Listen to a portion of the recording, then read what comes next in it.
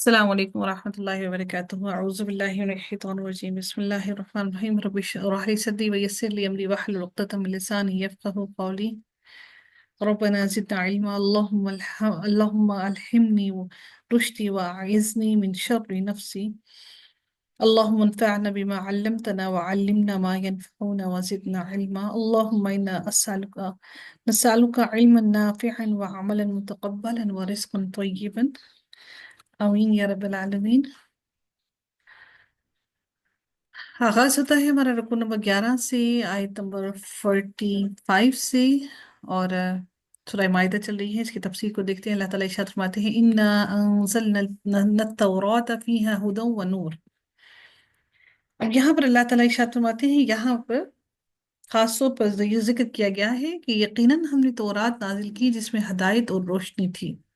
اس آیت میں اللہ تعالیٰ نے تورات کی تعریف بیان کی ہے جو اللہ تعالیٰ نے اپنے بندے اور رسول حضرت موسیٰ علیہ السلام کی طرف اتاری تھی، اور جس میں اللہ تعالیٰ نے ہدایت اور روشنی بھیجی، جس کے احکام کے مطابق اللہ تعالیٰ نے نبی کو جو حضرت موسیٰ علیہ السلام تھے ان کو یہ تورات عطا کی، اور حضرت محمد صلی اللہ علیہ وسلم بھی یہودیوں کے فیصلے تورات کے مطابق کیا کرتے تھے، قرآن کے مطابق نہیں بلکہ ان کی کتاب، آسمانی کتاب کے مطابق کیا کرتے تھے، کیونکہ یہ معاہدہ طے پایا تھا کہ جب ان کے درمیان میں کوئی بھی معاملہ پیش آئے گا تو اس کا فیصلہ نبی اکرم صلی اللہ علیہ وسلم کریں گے۔ اللہ تعالیٰ نے تورات کی وہ تعریف بیان کرتے ہوئے فرمایا کہ اس کتاب کے اندر ہدایت اور نور ہے۔ يحكم بها النبيون الذين أسلموا للذين هادوا والربانيون۔ اللہ تعالیٰ فرماتے ہیں کہ اس کتاب کے اندر سب سے پہلی بات تو یہ ہے کہ تورات میں ہدایت ہے، اور مقاتل نے اس کے بارے میں کہا ہے کہ ہر گمراہی سے ہدایت ہے۔ اس کے اندر تورات ایمان اور حق کی طرف ہدایت دینے والی کتاب ہے، وہ نور، اور یعنی اندھیرے سے روشنی کی طرف لانے والی، ہدایت کی طرف لانے والی، ظلم سے بچانے والی، تاریکیوں سے نکالنے والی روشنی کی کتاب ہے یہ۔ اللہ تعالیٰ پھر فرماتے ہیں کہ یحکم بها النبیون الذین اسلموا للذین ہادوا، اسی کے مطابق اللہ تعالیٰ کے فرمانبردار انبیاء فیصلہ کرتے تھے۔ یہودیوں کے جھگڑوں میں اللہ تعالیٰ کے چنے ہوئے بندے یعنی پیغمبر فیصلہ کرتے تھے۔ اللہ تعالیٰ کے چنے ہوئے بندے اس کے مطابق یعنی کہ نبی فیصلہ کیا کرتے تھے۔ والربانیون، پھر اللہ تعالیٰ فرماتے ہیں والربانیون والاحبار، یعنی اللہ والے اور علماء، ربانی اللہ والے اور علماء یعنی باعمل عالم جو لوگوں کی بہترین تربیت کرتے تھے۔ اللہ تعالیٰ نے یہاں پر ان کا ذکر کیا، ربانیون والاحبار، اس سے مراد کیا ہے کہ علماء اور اللہ والے اور علماء دونوں کا ذکر کیا گیا ہے یہاں پر۔ تو اللہ تعالیٰ نے یہاں پر ان لوگوں کے بارے میں بیان کر دیا کہ جو لوگ رب والے یعنی کہ اللہ تعالیٰ کا ذکر کرنے والے، اور علماء جو اللہ تعالیٰ کی طرف مکمل طور پر جڑے ہوئے ہیں، وہ لوگ اس تورات کے مطابق ہی فیصلہ کیا کرتے تھے۔ پھر رب کائنات مزید اس کے بارے میں، اسی کتاب کے بارے میں الیبوریٹ کرتے ہیں کہ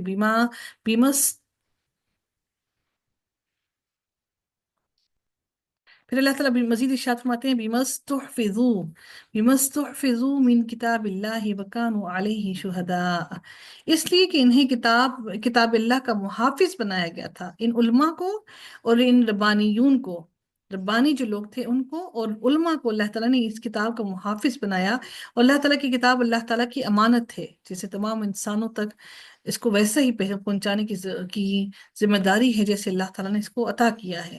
وَكَانُوا عَلَيْهِ شُهَدَاءَ، اور وہ اس پر گواہ بھی تھے، یعنی کتاب اللہ کی شہادت دینا، جو کچھ رب نے بتایا اس کی گواہی دینا، کہ اللہ تعالیٰ نے جو تعلیمات اور جو قرآن، جو اللہ کی کتاب کے اندر جو کچھ موجود ہے، اور پھر اس کو نافذ کرنے کی پوری کوشش کی جائے کہ عام لوگوں کے اوپر اس کا نفاذ کیا جائے۔ پھر اللہ تعالیٰ ارشاد فرماتے ہیں فَلَا تَخْشَوُا النَّاسَ وَاخْشَوْنِی، چنانچہ تم لوگوں سے نہ ڈرو اور مجھ سے ڈرو، یعنی انسانوں کا خوف انسان کو اللہ تعالیٰ کی دین کی حفاظت اور شریعت کے نفاذ سے نہ روکے۔ وَلَا تَشْتَرُوا بِآيَاتِي ثَمَنًا قَلِيلًا، اور پھر اللہ تعالیٰ پھر مزید یہ ارشاد فرماتے ہیں کہ اور میری آیات کے بدلے تھوڑی قیمت نہ لو، क्योंकि ये अपना जाहो जलाल बरकरार रखने के लिए अल्लाह ताला की आयतों को थोड़ी कीमत लेकर अल्लाह ताला की आयतों के तर्जुमे और उसको उसको उसको असल उसकी तब्दील करके लोगों को बयान कर दिया करते थे। इसलिए अल्लाह ताला ने फरमाया कि मेरी आयतों के एवज थोड़ी कीमत ना ले लिया करो। वमन लम यहकुम बिमा अंज़लल्लाहु फउलाइका हुमुल काफिरून। फिर रब कायनात मजीद इरशाद फरमाते हैं कि अच्छा, इनके अंदर क्या हुआ कि अल्लाह ताला के हक हाकमियत को जो लोग गस्ब करते हैं उन्हें ये नजर आ रहा होता है कि अल्लाह ताला का कानून नाफिज होने के बाद हमसे ये हाकमियत छीन छीन ली जाएगी, क्योंकि वो लोग अपनी हाकमियत बरकरार रखने के लिए अल्लाह ताला के दीन को पीछे पीछे छोड़ देते हैं और अपनी हाकमियत का नफाज करते हैं। तो अल्लाह ताला ने ऐसे मुफाद परस्त लोगों के बारे में बयान किया कि थोड़ी कीमत लेकर मेरी आयतों को मत बेचो। फिर रब कायनात जब आगे अगले हिस्से में, इस आयत के अगले अगले हिस्से में इरशाद फरमाते हैं कि वमन लम यहकुम। अब वो पिछला हिस्सा मुकम्मल हो गया, अब अल्लाह ताला अगले हिस्से में अगली बात बयान कर रहे हैं इसी आयत के अंदर। चूंकि बात तौरात की ही हो रही है इसलिए आयत मुकम्मल नहीं हुई, लेकिन आयत का एक पार्ट मुकम्मल हो गया है। अल्लाह ताला इरशाद फरमाते हैं वमन लम यहकुम बिमा अंज़लल्लाहु फउलाइका हुमुल काफिरून। और जो कोई उसके मुताबिक फैसला ना करें जो अल्लाह ताला ने नाजिल किया है तो वही लोग काफिर हैं। यानी हर किसी पर लाजिम है। ये सिर्फ अल्लाह ताला ने मुसलमानों के लिए बात नहीं की, बल्कि रब कायनात ने तौरात वालों को भी यही कहा, जो अल्लाह ताला के अहकामात के मुताबिक अल्लाह ताला की आयत को बदल देते हैं। तो अल्लाह ताला ने उनके उनके बारे में बयान फरमाया है यहाँ पर कि अल्लाह ताला की आयतों को मत बदलो। फ़उलाइका हुमुल काफिरून, तो यही वो लोग हैं जो काफिर हैं। अब ये जो आयत है उलाइका हुमुल काफिरून, जो इसके मुताबिक फैसला न करे जो अल्लाह के नाजिल किया है तो वही लोग काफिर हैं। और अल्लाह ताला ने कुरान में एक और जगह फरमाया कि उलाइका हुमुज़ ज़ालिमून, तो वो खुद ही जालिम हैं सूरह नूर में। व उलाइका हुमुल फासिकून, और वही लोग नाफरमान भी हैं। यहूदियों की दो जमातों के बारे में ये आयत नाजिल हुई हैं। इनमें से एक जमात दूसरी पर ज़माना जाहिलियत में गालिब आ गई थी, हत्ता कि उनका इस बात पर मुआहिदा हो चुका था कि अगर गालिब जमात ने मगलूब के किसी शख्स को कत्ल कर दिया तो इसका फिदिया 50 वस्क होगा। लेकिन मगलूब जमात के किसी फर्द ने गालिब जमात के किसी फर्द को कत्ल कर दिया तो इसका फिदिया जो होगा वो 100 वस्क होगा। यानी कि गालिब वाले जो है उनका वस्क जो है उनका फिदिया ज्यादा, और जो मगलूब है उनका फिदिया कम। ठीक है। अब वस्क वस्क दर हकीकत क्या होता है? वस्क होता है कि अ, इतना इतना बोझ हो जो कि ऊंट उठा सके। इससे इससे मुराद ये है कि इतना इतना ज्यादा वजन का सामान दिया जाए जो कि ऊंट उठा सके। और इससे मुराद कुछ 60 सा भी लेते हैं, सा सौद अलिफ और आइन। ठीक है। अब सा का मानी क्या होता है? सा दर हकीकत एक पैमाना है जिसके अंदर जो तकरीबन 3 या 3.5 सेर, सेर जो होता है याद रखिएगा कि वो किलो से ज्यादा होता है। सेर वो आए उसको कहा जाता है। ठीक है। तो उसमें ये गंदुम नापने का ये पैमाना है सा, जिसको कहा जाता है सौद सौद अलिफ और आइन। ठीक है। तो अब उनके बीच में ये मुआहिदा था कि जो गालिब आने वाला है उसके उसके लिए उन्होंने उसके लिए उन्होंने वस्क 50 वस्क मुकर्रर किए थे जो मगलूब है। और जो गालिब आने वाला है उसके लिए उन्होंने 100 वस्क जो है, अगर उसका कोई बंदा कत्ल हो जाए तो उसके लिए 100 वस्क उन्होंने मुकर्रर किए। ये अपने मुआहिदे पर कायम थे कि नबी करीम सल्लल्लाहु अलैहि वसल्लम मदीना में तशरीफ ले आए और आपकी तशरीफ आवरी के बाद ये दोनों जमातें ही मगलूब और जलील हो गई। दोनों ही मगलूब हो गई क्योंकि अब गालिब मुसलमान थे। हालांकि अभी तक रसूलुल्लाह सल्लल्लाहु अलैहि वसल्लम इन पर गालिब नहीं आए थे और इस कानून पर उनकी मुवाफकत भी नहीं की थी। अभी आप मुद्दत सुलह में थे कि इसी असना में मगलूब जमात ने गालिब जमात के एक शख्स को कत्ल कर दिया। मगलूब क्या होता है? जो मतलब जंग हारा हुआ है। तो इससे पैगाम भेजा कि इस फिदिये के तौर पर 100 वस्क अरसाल करो। मगलूब जमात ने कहा कि भला इन दो कबीलों में कभी ऐसा हो सकता है जिनका दीन एक हो, नस्ब एक हो और शहर भी एक हो, कि उनमें से एक की दैयत तो पूरी हो और दूसरे की दैयत निस्फ हो।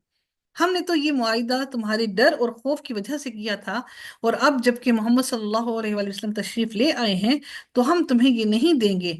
करीब था कि इस वजह से फिर उनमें जंग जंग जंग छिड़ जाती। मगर वो इस बात पर राजी हो गए कि रसूलुल्लाह सल्लल्लाहु अलैहि वसल्लम से वो अपना फैसला करा लें। तो गालिब जमात ने इस पर आपस में ये कहा, उन्होंने महज हमारे हमारे जुल्म और डर की वजह से हमसे मुआहिदा किया था, लिहाजा किसी को खुफिया तौर पर मोहम्मद सल्लल्लाहु अलैहि वसल्लम के पास भेजो जो तुम्हें ये बता सके कि इस मसले में आपकी क्या राय है। अगर नबी अकरम सल्लल्लाहु अलैहि वसल्लम तुम्हारी मर्जी के मुताबिक फैसला करें तो इनको मुनसिफ तस्लीम कर लेना, और अगर वो आपके खिलाफ फैसला कर दें तो फिर उनको मुनसिफ तस्लीम ना करना।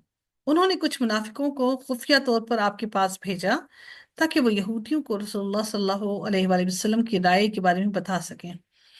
जब ये मुनाफिक दरबार रसालत में पहुंचे तो अल्लाह ताला ने वही के जरिए से आप सल्लल्लाहु अलैहि वसल्लम को इनके तमाम मकासद के बारे में बयान कर दिया और उनको खबर दे दी, जिसके बारे में अल्लाह ताला ने सूरह माइदा की आयत नंबर 41 में, या अय्युहर रसूलु ला यहजुनक अल्लज़ीना युसारिऊना फिल कुफ्रि मिनल्लज़ीना क़ालू आमन्ना, इस आयत में अल्लाह ताला ने बयान किया। और सूरह माइदा की आयत नंबर 47 तक अल्लाह ताला ने, यहाँ तक अल्लाह ताला ने इन्हीं फासिक लोगों के बारे में बयान किया है। ठीक है, तो ये उन्हीं फासिक लोगों की बात चल रही है। अब ये बात का बयान करना सारा इसलिए लाजिम था ताकि आपको अगली तमाम आयतों को समझना आसान हो जाए। ठीक है, अब आगे इंशाल्लाह आपको सिर्फ तर्जुमे से ही इंशाल्लाह इनकी सबकी समझ आ जाएगी। अब अल्लाह ताला फरमाते हैं कि जब ये फैसला उनके पास आया तो फिर क्या हुआ, वकतबना अलैहिम फीहा अन्न नफ्स बिन नफ्सी, तो रात में भी कसास का जो हुक्म था तो नबी करीम सल्लल्लाहु अलैहि वसल्लम ने तो रात के मुताबिक यहूदियों को फैसला करने के लिए कहा। और इस आयत में भी यहूदियों को डांटा गया है क्योंकि उनके पास तो रात में भी साफ तौर पर यही हुक्म था कि अल्लाह ताला ने क्या कहा कि और हमने इस खिताब में उन पर लिख दिया है, फर्ज कर दिया है कि अन्नफ्स अन्ना अन्न नफ्स बिन नफ्स, बिला शुबह जान के बदले जान है, यानी कि किसी को कत्ल किया तो उसके बदले कत्ल ही करना है। हज़रत अनस रज़ी अल्लाह ताला अन्हु फरमाते हैं कि एक यहूदी ने एक लड़की का सर दो पत्थरों के दरमियान रखकर कुचल दिया। इससे पूछा गया कि ये किसने किया, तो फलां ने किया, फलां ने किया। यहाँ तक कि इस यहूदी का नाम लिया गया तो उसने अपने सर से इशारा किया कि हाँ। बस वो यहूदी पकड़ लिया गया और उसने इकरार जुर्म किया। लिहाजा नबी अकरम सल्लल्लाहु अलैहि वसल्लम ने हुक्म दिया तो उस यहूदी का सर भी दो पत्थरों के दरमियान रखकर कुचल दिया गया। जो जिस तरह की मौत देगा, जो जिस तरह का जुल्म करेगा, जिस तरह से किसी को कत्ल करेगा, तो कसास में भी दूसरे को भी बिल्कुल उसी तरीके से ही कत्ल करने का हुक्म दिया गया। अब ये कबीले कौन से थे? मदीना मुनव्वरा में यहूदियों के दो बड़े कबीले मौजूद थे। एक कबीला बनु नजीर था और दूसरा बनु कुरैजा था। जोई से होता है कुरैजा, कौफ नुक्तों वाला, और कुरैजा था। इनमें आपस में लड़ाई झगड़े और मार कुटाई की वारदातें हर वक्त होती रहती थी। बनु नजीर अपने आप को अशरफ और आला तरीन समझते थे। जब कोई शख्स बनु नजीर में से बनु कुरैजा के किसी शख्स को कत्ल कर देता तो उसे कसास में कत्ल नहीं होने देते थे और उसकी दियत में 70 वस्क खजूरें दे देते थे। ठीक है, कौन? बनु नजीर, बनु कुरैजा। अगर बनु नजीर में से बनु कुरैजा का कोई आदमी कत्ल हो जाता था तो वो उसके लिए यही करते थे कि कत्ल नहीं होने देते थे अपना बंदा, और फिर उसकी उसकी उसमें वो 70 वस्क खजूरें दे दिया करते थे। और जब कोई शख्स बनु कुरैजा में से बनु नजीर के किसी शख्स को कत्ल कर देता तो कातिल को कसास में कत्ल भी करते थे और दियत में 140 वस्क खजूरें भी लिया करते थे, यानी कि उसकी डबल भी लेते और उस शख्स को कत्ल भी करते, दोनों चीजें किया करते थे। और अगर बनु नजीर की कोई औरत बनु कुरैजा के हाथ से कत्ल हो जाती तो इसके एवज बनु कुरैजा के मर्द को कत्ल करते थे। देखे, और अगर कोई गुलाम कत्ल हो जाता था तो उसके बदले बनु कुरैजा के आजाद मर्द को कत्ल करते थे। इसी तरह के कानून उन्होंने उन्होंने खुद से बना रखे थे और बनु कुरैजा को माल कम देते थे और खुद उससे दुगना लिया करते थे। तो ये सारा का सारा बयान जो है इन्हीं लोगों के बारे में बयान किया गया है। एक और हदीस शेयर करना चाहूंगी कि इमाम बुखारी ने इसके बारे में, उस इमाम बुखारी शरीफ में एक हदीस है कि औरत के बदले में मर्द का कत्ल करना जो औरत का कातिल हो। और उसके तहत ये हदीस बयान की गई कि सैयदना अनस बिन मालिक ने बयान किया कि नबी करीम सल्लल्लाहु अलैहि वसल्लम ने एक यहूदी को एक लड़की के बदले में कत्ल करा दिया था। यहूदी ने इस लड़की को चांदी के जेवरात के लालच में कत्ल कर दिया था। तो ये औरत का कत्ल हुआ था मर्द की, बस क्योंकि हालांकि कत्ल करने वाली चूंकि औरत ही थी तो कत्ल औरत को ही किया गया, मर्द को कत्ल नहीं किया गया। اس لیے نبی اکرم صلی اللہ علیہ وسلم نے فرمایا کہ تمام مسلمانوں کے خون برابر ہیں، چاہے وہ مرد ہو، عورت ہو، جو بھی ہو۔ اب ہم اس کو مزید سمجھتے ہیں آیت کو، کہ اللہ تعالیٰ نے فرمایا کہ نفس یعنی کہ جان کے بدلے جان، والعین بالعین آنکھ کے بدلے آنکھ، والانف بالانف ناک کے بدلے ناک، والاذن بالاذن کان کے بدلے کان، والسن بالسن، پھر اللہ تعالیٰ پھر فرماتے ہیں کہ والسن بالسن، اور دانت کے بدلے دانت ہے، یعنی کہ جو جو جو جو کچھ کسی کے ساتھ زیادتی جس کے بارے میں کرے گا، اس کے قصاص میں وہی اس سے لیا جائے گا۔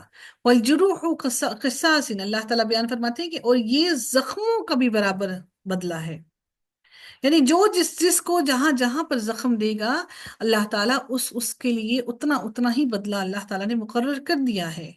فَمَن تَصَدَّقَ بِهِ فَهُوَ كَفَّارَةٌ لَهُ، اللہ تعالیٰ پھر مزید ارشاد فرماتے ہیں کہ پھر جو قصاص کا صدقہ کر دے، یعنی کہ کوئی قصاص کو چھوڑ دے، معاف کر دے، صدقہ کر دے، قصاص کو معاف کر دے، تو اس کے لیے کفارہ ہے، یعنی مجرم کے لیے کفارہ ہے، کیونکہ آدمی نے اس کو اپنا حق معاف کر دیا، اور اللہ تعالیٰ تو اپنے حق کو زیادہ معاف کرنے والا ہے۔ تورات میں یہ دفعہ نہیں تھی، اس لیے کہ تورات میں یہ جرائم قابل معافی نامہ ہیں، نہ صلح ممکن تھی، یعنی یہی وجہ ہے کہ ان کا کفارہ نہیں تھا، لیکن اسلامی شریعت نے ترغیب دلائی ہے کہ اگر وہ مجرم کو معاف کر دے، بدلہ نہ دے لے، تو اس کی یہ نیکی گناہوں کے لیے کفارہ بنے گی۔ تو اللہ تعالیٰ کہتے ہیں فَهُوَ كَفَّارَةٌ لَهُ، کہ یہ اس شخص کے لیے کفارہ ہے، اگر کوئی صدقہ کر دے قصاص کو، فَهُوَ، تو جس نے صدقہ کر دیا قصاص کو، معاف کر دیا قصاص اپنی طرف سے معاف کر دیا، تو رب کائنات فرماتے ہیں فَهُوَ كَفَّارَةٌ لَهُ، تو قصاص معاف کرنے والے کے تمام گناہوں کا کفارہ ہے۔ سبحان اللہ، اللہ تعالیٰ نے کتنی بڑی، یہ اللہ رب العزت نے خوشخبری دے دی اس انسان کو جو قصاص کو معاف کرنے والا ہے،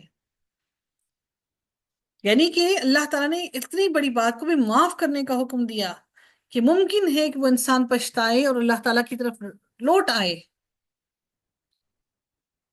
وَمَن لَّمْ يَحْكُم بِمَا أَنزَلَ اللَّهُ فَأُولَٰئِكَ هُمُ الظَّالِمُونَ، اللہ تعالیٰ فرماتے ہیں اور جو اس کے مطابق فیصلہ نہ کریں، اور جو اللہ تعالیٰ نے نازل کیا ہے، تو وہی لوگ ظالم ہیں۔ وہ ظالم اس لیے ہے کہ اللہ تعالیٰ کی شریعت کے بجائے انسانوں کو اپنی شریعت پر چلاتا ہے، تو ایسا انسان کفر کرنے والا اور سزا کا مستحق بن جاتا ہے۔ وَقَفَّيْنَا عَلَىٰ آثَارِهِمْ بِعِيسَى ابْنِ مَرْيَمَ مُصَدِّقًا لِمَا بَيْنَ يَدَيْهِ مِنَ التَّوْرَاةِ، پھر رب کائنات مزید کیا ارشاد فرماتے ہیں، اور ہم نے ان کے پیچھے عیسیٰ ابن مریم کو بھیجا، یعنی اسرائیلی نبیوں کے پیچھے اللہ تعالیٰ نے حضرت عیسیٰ ابن مریم کو بھیجا، مصدقاً، جو تصدیق کرنے، اب بنی اسرائیل کی بات ہو رہی تھی، پیچھے ہم نے پڑھا کہ وہ اس طرح کے کام کے، یعنی کہ یہودیوں کی بات ہو رہی تھی، وہ ایسے کیا کرتے تھے۔ اب اللہ تعالیٰ حضرت عیسیٰ علیہ السلام کی بات میں ذکر کرتے ہوئے ارشاد فرماتے ہیں کہ ہم نے عیسیٰ علیہ السلام کو بھیجا جو تصدیق کرنے والا تھا اس جو ان کے پاس تھا، یعنی کہ جو ان یہودیوں کے پاس کون سی تھی، تورات، جو ان کے پاس کتاب تورات تھی اس کی تصدیق بھی کر رہے تھے، وَآتَيْنَاهُ الْإِنْجِيلَ، اور ہم نے ان کو انجیل بھی عطا کی، تاکہ جو انہوں نے تھوڑی بہت رد و بدل کر دی تو اللہ تعالیٰ اس کو پھر سے ان کو دکھائے کہ یہ باتیں میں نے تمہاری کتاب میں بھی رکھی تھی، اب انجیل اللہ تعالیٰ کی طرف سے تمہارے پاس پھر سے کتاب آئی ہے۔ اللہ تعالیٰ پھر اس میں بھی فرماتے ہیں کہ اس میں بھی ہدایت اور نور ہی تھا، اور نہ صرف ہدایت اور نور تھا، وہ مصدق لما بین یدیہ من التورات، بلکہ وہ اس تورات کی بھی تصدیق کرنے والی تھی جو ان یہودیوں کے ہاتھ میں تھی، اور اللہ تعالیٰ فرماتے ہیں کہ وَهُدًى وَمَوْعِظَةً لِّلْمُتَّقِينَ، کہ یہ انجیل جو اللہ تعالیٰ نے جو نازل کی، یہ در حقیقت متقی لوگوں کے لیے، جو تقوی اختیار کرنے والے لوگ ہیں ان کے لیے ہدایت اور نصیحت تھی، کیونکہ اس نے حرام کاموں کو حرام کر دیا اور گناہ کرنے والوں کو روک دیا گناہ کرنے سے۔ وَلْيَحْكُمْ أَهْلُ الْإِنْجِيلِ بِمَا أَنزَلَ اللَّهُ فِيهِ، پھر اللہ تعالیٰ فرماتے ہیں کہ اور لازم ہے کہ اہل انجیل اسی کے مطابق فیصلہ کریں۔ اہل انجیلی، کہ اہل انجیل والے، اس جو اللہ نے ان کی طرف نازل کی ہے کتاب، اسی کے مطابق فیصلہ کرنا ان پر لازم ہے۔ وَمَن لَّمْ يَحْكُم بِمَا أَنزَلَ اللَّهُ فَأُولَٰئِكَ هُمُ الْفَاسِقُونَ، لیکن اگر یہ اہل انجیل والے اس کے مطابق فیصلہ نہیں کرتے ہیں، اللہ تعالیٰ کی باتوں کی بات نہیں سنتے ہیں، اللہ کی نازل کردہ کلام پر عمل نہیں کرتے ہیں، تو اللہ تعالیٰ فرماتے ہیں کہ یہ فاسق ہیں۔ وَأَنزَلْنَا إِلَيْكَ الْكِتَابَ بِالْحَقِّ مُصَدِّقًا لِمَا بَيْنَ يَدَيْهِ مِنَ الْكِتَابِ وَمُهَيْمِنًا عَلَيْهِ فَاحْكُم بَيْنَهُمْ۔ اب رب کائنات ارشاد فرماتے ہیں مزید اگلی آیت کے اندر کہ اللہ تعالیٰ نے قرآن مجید کا ذکر فرمایا۔ اب اگلی کتاب تورات ہو گئی، انجیل ہو گئی، اب اگلی کتاب آئی، اللہ تعالیٰ نے سب سے اہم ترین کتاب کا ذکر آخر میں کیا۔ اللہ تعالیٰ نے فرمایا وَأَنزَلْنَا إِلَيْكَ الْكِتَابَ بِالْحَقِّ مُصَدِّقًا لِمَا بَيْنَ يَدَيْهِ مِنَ الْكِتَابِ وَمُهَيْمِنًا عَلَيْهِ فَاحْكُم بَيْنَهُم بِمَا أَنزَلَ اللَّهُ۔ اللہ تعالیٰ فرماتے ہیں کہ اور ہم نے آپ کی طرف یہ کتاب حق کے ساتھ نازل کی، یعنی یہ سچی کتاب ہے اور اس میں ذرہ بھر بھی شک نہیں ہے، یہ حق اور سچ ہے۔ مصدقا لما بین یدیہ، اور یہ اس کی تصدیق کرنے والی ہے جو آپ کے پاس ہے، اور اس کے اندر کچھ بھی شک نہیں ہے۔ من الکتابی ومہیمنا، ومہیمنا علیہ، اور اللہ تعالیٰ فرماتے ہیں کہ وہ ان پر نگہبان ہے، یعنی کہ امانت دار نگہبان۔ قرآن کو اللہ تعالیٰ نے اگلی آسمانی کتابیں جو پہلے والی کتابیں ہیں ان کتابوں کا محافظ بیان کیا یہاں پر۔ وَمُحَيْمِنًا عَلَيْهِ، کہ یہ کتاب جو ہے، یہ قرآن جو ہے، یہ کیا ہے؟ محافظ ہے۔ کس پر محافظ ہے؟ پچھلی کتابوں پر محافظ ہے، اللہ تعالیٰ کی تمام آسمانی کتابوں پر محافظ ہے۔ پھر رب کائنات ارشاد فرماتے ہیں فَاحْكُم بَيْنَهُم بِمَا أَنزَلَ اللَّهُ، پھر اللہ تعالیٰ ارشاد فرماتے ہیں کہ آپ ان کے درمیان اس کے مطابق فیصلہ کریں۔ کس کے مطابق؟ اس قرآن کے مطابق، یعنی کہ نبی کریم صلی اللہ علیہ وسلم کو کہا کہ آپ مسلمانوں کے درمیان ان کے مطابق فیصلہ کریں۔ وَلَا تَتَّبِعْ أَهْوَاءَهُمْ بِعَمَّا جَاءَكَ مِنَ الْحَقِّ۔ اللہ تعالیٰ فرماتے ہیں کہ چاہے وہ عرب ہو، عجم ہو، امی ہو، پڑھا لکھا ہو، یا ان پڑھ ہو یا پڑھا لکھا ہو، آپ نے ہر ایک کے درمیان فیصلہ اسی کتاب کے مطابق ہی کرنا ہے۔ آپ نے اس حق کے مطابق فیصلہ کرنا ہے۔ آپ نے ان کی خواہشوں کی پیروی نہیں کرنی، ان کی خواہشوں کی بات نہیں سننی، بلکہ جو اللہ تعالیٰ نے آپ کی طرف حق کو بھیج دیا ہے اسی حق پر آپ نے فیصلہ کرنا ہے۔ رب کائنات مزید ارشاد فرماتے ہیں لِكُلِّ جَعَلْنَا مِنْكُمْ شِرْعَةً وَمِنْهَاجًا، تم میں سے ہر ایک کے لیے ہم نے ایک راستہ اور ایک طریقہ مقرر کر دیا ہے۔ اللہ تعالیٰ نے فرمایا ہے کہ اس نے اپنے رسولوں کو مبعوث فرما کر انہیں الگ الگ شریعتیں عطا فرمائی ہیں جن میں احکام مختلف تھے۔ سب شریعتیں توحید پر متفق تھیں، تمام شریعتیں توحید پر اللہ تعالیٰ نے نازل کی۔ شرعۃ و منہاجن، ایک راستہ اور ایک طریقہ ہے۔ شرع، میں نے آپ سے کہا تھا کہ شارع جو ہوتا ہے عربی زبان میں سڑک کو کہتے ہیں، راستہ۔ شرعۃ و منہاجن، اور ایک طریقہ تھا۔ شرعۃ و منہاجن سے راستہ اور طریقہ مراد کیا ہے؟ کہ حضرت ابن عباس نے کہا ہے کہ سبیل اور سنت مراد ہے، اس سے مراد سنت رسول مراد ہے۔ شرعتوں اور جو شریعہ اصل میں واضح راستہ ہے جو پانی تک پہنچا دے، پھر یہ شریعت کے لیے استعمال ہونے لگا، اور جو دین میں اللہ تعالیٰ نے مقرر کی ہے، اور منہاج واضح اور روشن راستہ ہے۔ وہ شریعت ہے، شرعتن وہ شریعت ہے جو انسان کو اللہ تعالیٰ سے ملائے، اور منہاجن در حقیقت دین میں واضح راستہ جس پر تم چلتے ہو۔ پھر رب کائنات ارشاد فرماتے ہیں کہ وَلَوْ شَاءَ اللَّهُ لَجَعَلَكُمْ أُمَّةً وَاحِدَةً وَلَكِنْ لِيَبْلُوَكُمْ فِي مَا آتَاكُمْ فَاسْتَبِقُوا الْخَيْرَاتِ۔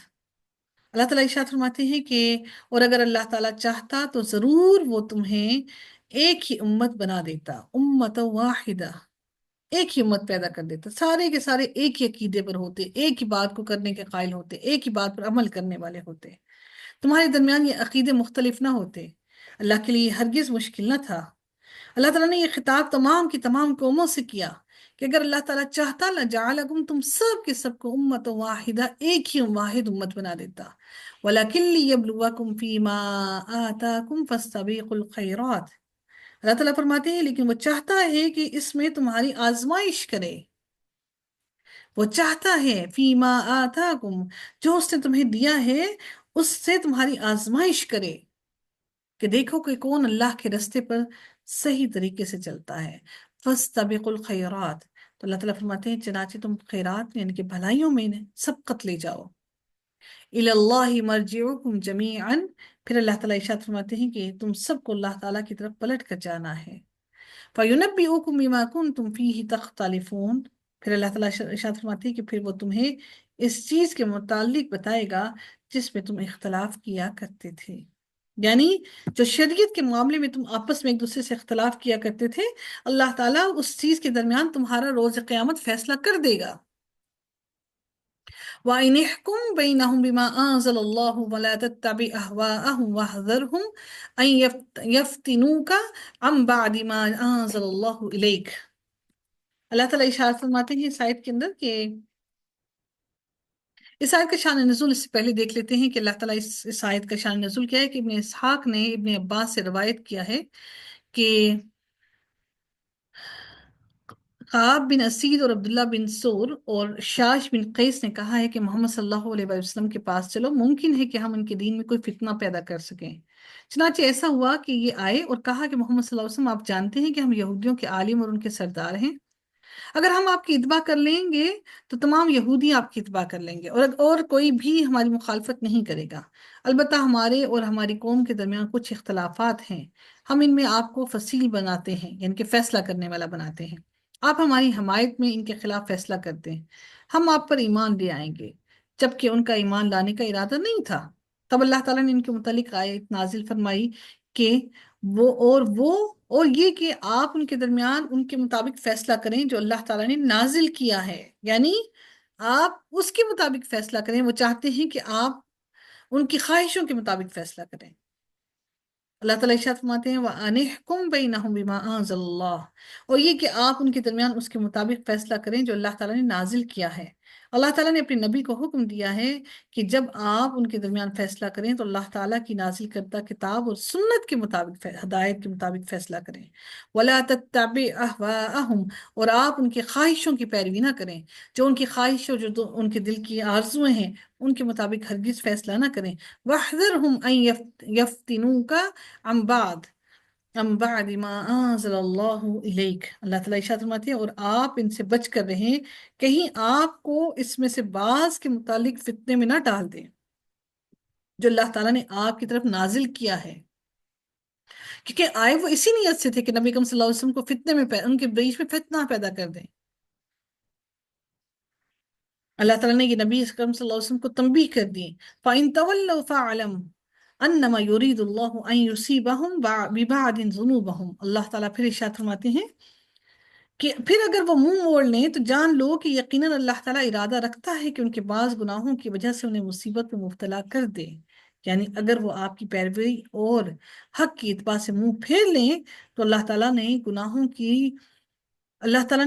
کی دنیا اور آخرت میں جو سزائیں مقرر کی ہیں ان میں سے سب سے سخت یہ ہے کہ بندے کو آزمائش میں مبتلا کر دیا جائے اور رسول کی پیروی کی بجائے وہ آزمائش اللہ تعالیٰ اس کے لیے مزین کر دے، خوبصورت بنا دے. اللہ اکبر. یہ ایسی آزمائش ہے کہ جس کو اللہ تعالیٰ دنیا جس کے لیے خوبصورت اور رنگین کر دی، اور ہم لوگ جو خوش ہو کر کسی کی دنیا کو دیکھتے ہیں اور کہتے ہیں کہ دیکھو دنیا میں اس کے پاس کتنا مال ہے، تو اللہ تعالیٰ کی یہ بہت بڑی آزمائش ہے اس پر.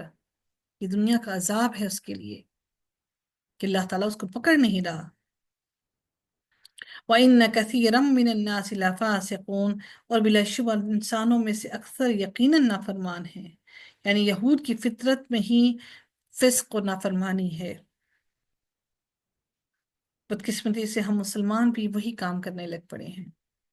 وما اکثر الناس ولو حرصت بمؤمنین، اور آپ خواہ کتنے ہی حرص رکھیں، اکثر لوگ ہرگز مومن نہیں ہو سکتے. آپ کتنے ہی حرص رکھیں کہ ان کو دین کی طرف لے آئیں لیکن وہ حرص نہیں رکھیں گے، وہ کبھی بھی دین کی طرف نہیں آئیں گے. تو بینگ اے مسلم ہم سب کے لیے کیا ضروری ہے کہ ہم سب کے لیے ضروری ہے کہ ہم شریعت پر عمل کرنے میں کوئی سستی نہ برتیں، شریعت کو پھیلانے میں کوئی سستی نہ برتیں اور شریعت سے منہ نہ موڑیں. اہل قرآن کی یہ ذمہ داری ہے کہ وہ قرآن کو تھامے اور اس قرآن سے منہ نہ موڑیں، بلکہ اگر کوئی انسان منہ موڑنے کی وجہ سے، اگر اللہ تعالیٰ نے کوئی انسان دین سے منہ موڑنے کی وجہ سے اللہ تعالیٰ نے اس کی گرفت ڈھیلی کر دی ہے، تو کوئی انسان یہ نہ سمجھے کہ وہ بہت اچھی جگہ پر ہے اور اللہ تعالیٰ نے اس کو بہت عطا کر دیا، بلکہ وہ اس چیز سے خوف کھائے کہ اللہ تعالیٰ نے اس کی رسی کو دراز کر دیا۔ افا حکم الجاہلیت یبغون، اللہ تعالیٰ فرماتے ہیں تو کیا وہ جاہلیت کا فیصلہ چاہتے ہیں، یعنی کیا وہ کفار کی دوستی طلب کر کے اور آپ سے اعراض کر کے منہ موڑ کر جاہلیت کے فیصلے چاہتے ہیں کہ نبی کریم صلی اللہ علیہ وسلم جاہلیت والے فیصلے کریں؟ تب اس طرح صرف دو قسم کے فیصلے ممکن ہو سکتے ہیں، اللہ اور اس کے رسول کا فیصلہ یا تو پھر جاہلیت کا فیصلہ۔ بس جو کوئی اللہ اور رسول کے فیصلوں سے منہ موڑتا ہے تو وہ دوسری قسم کے فیصلوں پر مبتلا ہو جاتا ہے جو جہالت، ظلم اور گمراہی پر مبنی ہے۔ اللہ تعالیٰ فرماتے ہیں اس لیے اللہ تعالیٰ نے ان فیصلوں کو جاہلیت کی طرف پھیرا ہے کہ ایسے لوگ جاہلیت کا فیصلہ چاہتے ہیں۔ نبی کریم صلی اللہ علیہ وسلم نے ارشاد فرمایا کہ تین آدمی اللہ تعالیٰ کے ہاں سب سے زیادہ مغضوب ہیں، غضب جن پر سب سے زیادہ کیا جائے گا: حرم کی حرمت پامال کرنے والا، اسلام میں رسول اللہ صلی اللہ علیہ وسلم کے طریقے کو چھوڑ کر جاہلیت کا طریقہ اپنانے والا، اور کسی مسلمان کا حق خون طلب کرنے والا تاکہ وہ اس کا خون بہائے۔ وَمَنْ أَحْسَنُ مِنَ اللَّهِ حُكْمًا لِقَوْمٍ يُوقِنُونَ، اور کون اللہ تعالیٰ سے فیصلہ کرنے میں بہتر ہے ان لوگوں کے لیے جو یقین رکھتے ہیں۔ اللہ تعالیٰ سے بڑھ کر کوئی فیصلہ کرنے والا نہیں ہو سکتا۔ اللہ تعالیٰ خالق ہے اور خالق سے بڑھ کر انسان کی ضروریات کو مد نظر رکھ کر فیصلہ کرنے والا اور قانون بنانے والا کوئی ہو نہیں سکتا۔ وآخر دعوانا الحمد للہ رب العالمین، صلی اللہ تعالی علی خیرہ خلقہ اجمعین برحمتک یا ارحم الراحمین۔ السلام علیکم ورحمۃ اللہ وبرکاتہ۔